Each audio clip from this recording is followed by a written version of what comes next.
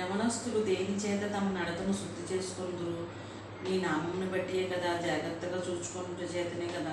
నీ నామమును బట్టి దాన్ని జాగ్రత్తగా చూసుకుంటే ఏసే నామం బట్టి యవనస్తులు దేని చేత నడతను. ఇప్పుడు యవనస్తులందరూ కూడా తమ నడతలను ఎలా శుద్ధి చేసుకోవాలంటే శుద్ధిపరచుకోవాలి. ఈ యవనకాలం అనేది చాలా క్రిటికల్ అని మనకు తెలుసు. మరి ఎన్నో రకాల సైంటిస్టులు మనం సైకాలజీలో ఎన్ని రకాలుగా చెప్పారు. ఈ యొక్క లాస్ట్ కిషోరావస్థ అంటారు హిందీలో. ఆ కిషోరావస్థ అంటే యవనావస్థ అనమాట. ఆ అవస్థలో మరి ఏమీ తెలియకుండా వాళ్ళ జీవితాలను పాడు చేసుకుని వారై ఉన్నారు. అలా మనం పాడు చేసుకోకుండా దేవునిలో నడిచినట్లయితే, మన మార్గాన్ని దేవునికి అప్పగించినట్లయితే, అదే యవనస్తులు దేవునికి ఉపయోగపడగలిగితే మరి ఎంతగానో దేవుడి ఎంత ఆశీర్వాదాలు పొందుకుంటాం.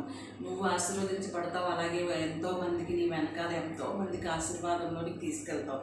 అలా కాకుండా ఉన్నట్లయితే ఆశీర్వాదంలో కాదు, మనం జనాలందరూ తిట్టుకునేలాగా మనం ఉండకూడదు అనమాట. చక్కగా ఆశీర్వాదంలోకి నడవాలంటే ఎవరితో నడతని శుద్ధి చేసుకోవాలని జాగ్రత్తగా చూసుకుని నడతని దేవుని యందు శుద్ధి చేసుకుంటూ జాగ్రత్తగా వెళ్ళాలని యవనస్తులతో దేవుడు మాట్లాడుతున్నారు.